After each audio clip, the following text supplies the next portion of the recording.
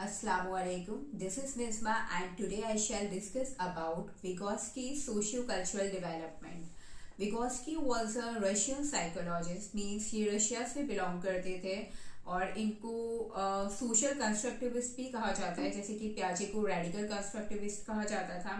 वैसे ही विगोस्की या हम बोल सकते हैं वाइगोस्की, इनको क्या कहा जाता है, सोशल कंस्ट्रक्टिविस्ट, क्योंकि इन्होंने कहा कि बच्चा अपनी सोसाइटी में अपने कल्चर से सीखता है, जिसकी वजह से इनकी थ्योरी का नाम है विगोस्की सोशियो कल्चरल डेवलपमेंट। क्योंकि बच्चा, इनके हिसाब से बच्चा क्या है, अपनी सोसाइटी से अपने कल्चर से सीखता है। और इन्होंने कहा, जैसे कि प्याजे ने कहा है कि बच्चा जो है अपनी नॉलेज का कंस्ट्रक्शन खुद करता है, सेम ऐसे ही विगोस्की के अकॉर्डिंग भी बच्चा अपनी नॉलेज का कंस्ट्रक्शन खुद करता है with in a social framework. मतलब अपनी सोसाइटी में रहकर जिस तरीके का इफेक्ट सोसाइटी का पड़ता है बच्चे के ऊपर, उसी के हिसाब से बच्चा सीखता है, अपनी नॉलेज का कंस्ट्रक्शन खुद करता है।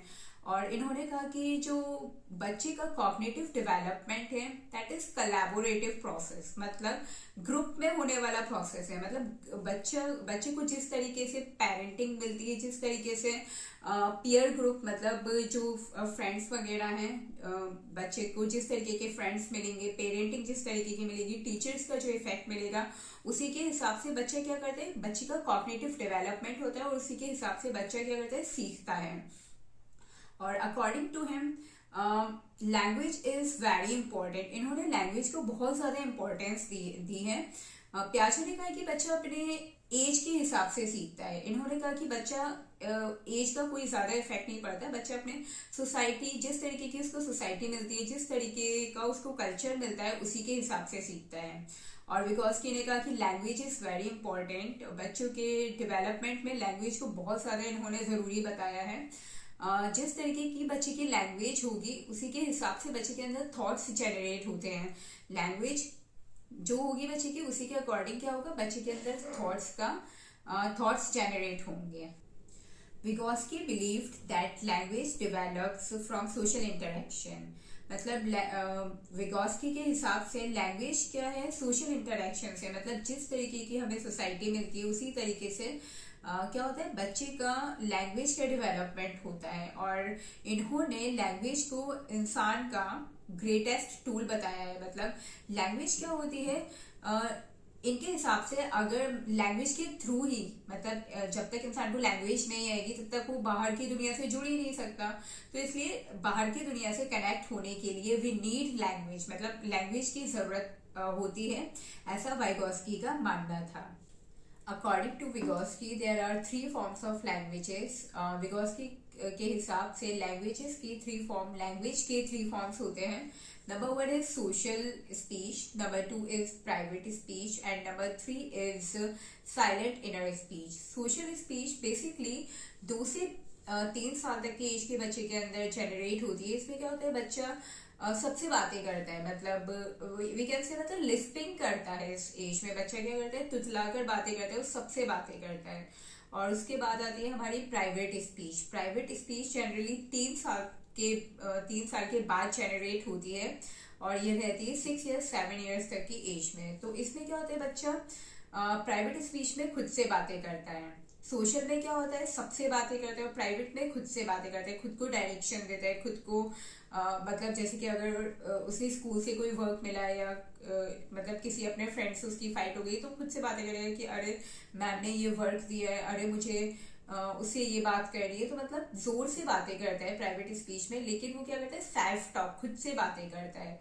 और साइलेंट इनर स्पीच में क्या होता है, इस ये जो है, ये 6 या 7 साल के बाद जनरेट होती है बच्चों के अंदर बेसिकली।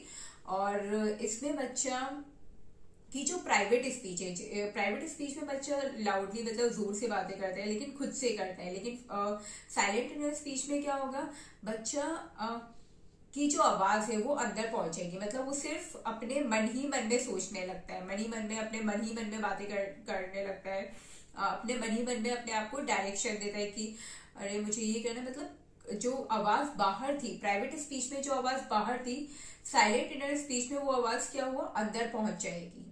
तो ये बेसिकली 6 या 7 साल के बाद जनरेट होती है बच्चों के अंदर। Some other important terms of Vygotsky are ZPD, scaffolding and MKO. ZPD basically कोई काम है जो बच्चा कर सकता है, मतलब बच्चे के लिमिट के अंदर है। और स्कैफोल्डिंग मतलब वो कब कर सकता है, आफ्टर टेकिंग टेम्पररी हेल्प, कोई इसको टेम्पररी हेल्प मिल जाए उसके बाद वो बच्चा उस काम को कर सकता है। ठीक है, और ये करवाएगा कौन, MKO मतलब मोर नॉलेजेबल अदर, मतलब उस बच्चे से ज्यादा जो जानने वाला होगा वो उस बच्चे को वो काम करवा सकता है। तो ZPD मीन्स बच्चे के लिमिट के अंदर बच्चा उस काम को करना सीख सकता है, वो आ जाएगा हमारा जोन ऑफ प्रॉक्सिमल डेवलपमेंट में। In short we can say ZPD, इसका अब्रिविएशन हो जाएगा ZPD। और स्कैफोल्डिंग मतलब कोई आफ्टर टेकिंग टेम्पररी हेल्प, उसको कोई एक टेम्पररी हेल्प प्रोवाइड कर देगा, जिसको विगोस्की ने स्कैफोल्डिंग नाम दिया है। और करवाने वाला उसका टीचर या उसका पेरेंट या फिर कोई एडल्ट कोई भी हो सकता है, जिसको हम बोलेंगे मोर नॉलेजेबल अदर, मतलब वो उस बच्चे से या उस पर्सन से ज्यादा जानने वाला हो। फॉर एग्जाम्पल एक किंडरगार्टन का बच्चा है, उसको A for apple B for ball बनाना सिखाने के लिए हम क्या करते हैं, उसका हैंड होल्ड करवा कर उसको क्या करते हैं, टेम्पररी हेल्प प्रोवाइड करते हैं। तो मतलब कुछ टाइम के लिए हम उसका हाथ पकड़ कर उसको सपोर्ट करते हैं, उसको टेम्पररी हेल्प देते हैं, लेकिन कुछ टाइम बाद बच्चा खुद से उस चीज को करना सीख जाता है। तो बेसिकली हम कह सकते हैं कि ABCD लिखना उसके लिए क्या है, ZPD, मतलब उसकी लिमिट के अंदर है, दैट ही कैन डू, वो कर सकता है उस काम को, but after taking temporary help, जिसको विगोस्की ने स्कैफोल्डिंग नाम दिया है। ठीक है, और ये हेल्प प्रोवाइड कौन करेगा, MKO मतलब मोर नॉलेजेबल अदर, जिसमें उसके पेरेंट्स आ सकते हैं, उसके टीचर आ सकते हैं, उसका पेयर ग्रुप भी आ सकता है। तो बेसिकली ये हो जाएगा हमारा ZPD। स्कैफोल्डिंग, ZPD मतलब लिमिट, बच्चे की लिमिट, इस काम को बच्चा कर सकता है, उसकी लिमिट में है, उसके दायरे में है ये काम। और scaffolding means after taking temporary help, कुछ सपोर्ट उसको प्रोवाइड कर दिया जाए तो वो उस काम को कर सकता है। और करवाएगा कौन इस काम को, MKO मतलब मोर नॉलेजेबल अदर।